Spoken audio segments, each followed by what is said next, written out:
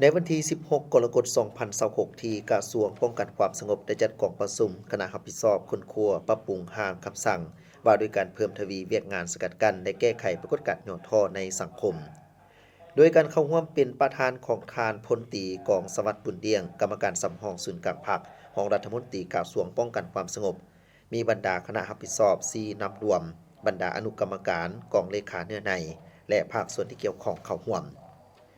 ในโอกาสนี้ทานพลตรีกองสวัสดิ์บุญเดียงได้มีคำเห็นและกล่าวเปิดกองประชุมครั้งที่ว่าโดยปฏิบัติตามมติตกลงของกองประชุมคณะประจำพรรคกระทรวงป้องกันความสงบในการปรับปรุงคำสั่งฉบับเลขที่27/นย.ลงวันที่5ตุลาคม2011ให้สอดคล้องกับสภาพการณ์ใหม่ในปัจจุบันซึ่งการจัดตั้งปฏิบัติคำสั่งฉบับดังกล่าวเห็นว่าเป็นเวลา15ปีแล้ว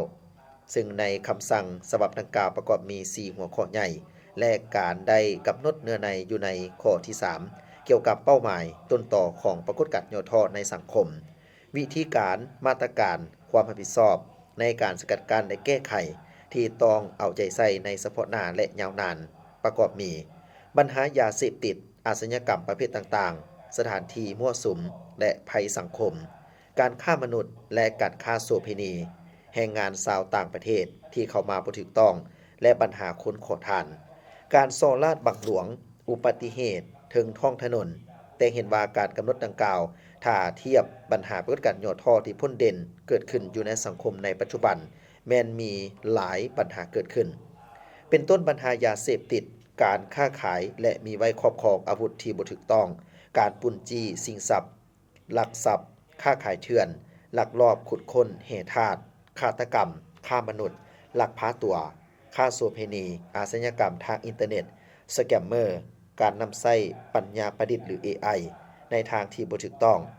การหลอกลวงผ่านไซเบอร์การพนันออนไลน์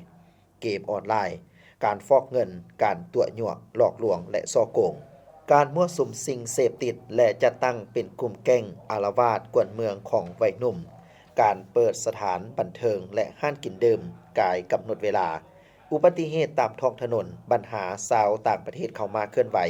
หรือประกอบอาชีพที่บ่ถูกต้องแรงงานเถื่อนการแต่งดองกับคนต่างประเทศที่บ่ถูกต้องตามกฎหมายและปัญหาอื่นๆดังนั้นเพื่อรับประกันให้แก่การจัดตั้งปฏิบัติคณะประจำพรรคกระทรวงจึงตกลงให้แต่งตั้งคณะรับผิดชอบคนครัวปรับปรุงร่างคำสั่งว่าด้วยการสกัดกั้นและแก้ไขปัญหาปรากฏการณ์ย่อท่อในสังคมเพื่อให้มีความรับประกันทางด้านเนื้อใน